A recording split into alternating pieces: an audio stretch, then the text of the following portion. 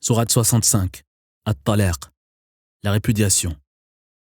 Au nom d'Allah, le tout miséricordieux, le très miséricordieux.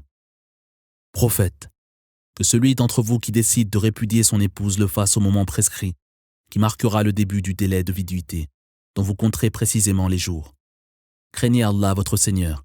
N'obligez pas la femme répudiée à quitter le domicile conjugal avant la fin du délai de viduité. Et elle ne doit pas elle-même prendre l'initiative de partir, à moins qu'elle ne commette un péché avéré. Telles sont les lois d'Allah.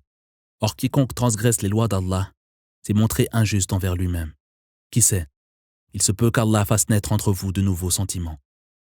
Lorsque le délai de viduité de la femme répudiée touche à sa fin, vous pouvez soit la reprendre de façon convenable, soit la libérer de façon convenable, en prenant à témoin 2 musulmans intègres, qui devront par obéissance à Allah témoigner en toute équité. Voilà une exhortation à l'intention de celui qui croit en Allah et au jour dernier.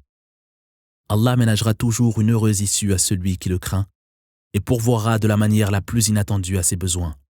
Allah sera toujours d'un soutien suffisant à celui qui s'en remet à lui.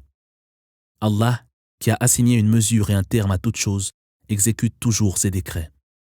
Si vous avez un doute à ce sujet, sachez que le délai de viduité des femmes qui ont atteint la ménopause est de 3 mois, de même que celui des jeunes filles qui ne sont pas encore réglées, tandis que le délai de viduité des femmes enceintes prend fin à l'accouchement.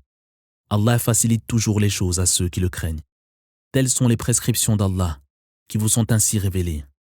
Allah effacera les mauvaises actions de ceux qui le craignent et leur accordera une immense récompense.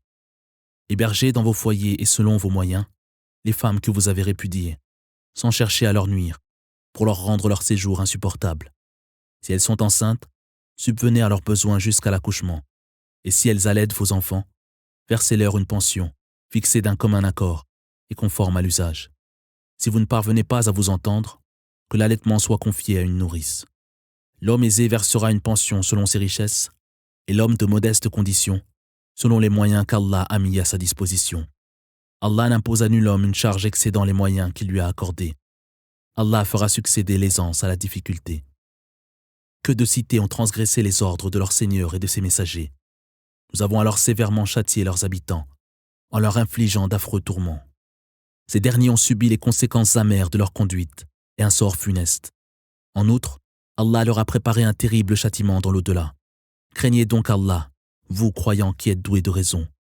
Allah vous a révélé un livre plein d'enseignements et envoyé un messager qui vous récite ces versets parfaitement clairs, afin de tirer des ténèbres vers la lumière ceux qui croient et accomplissent de bonnes œuvres.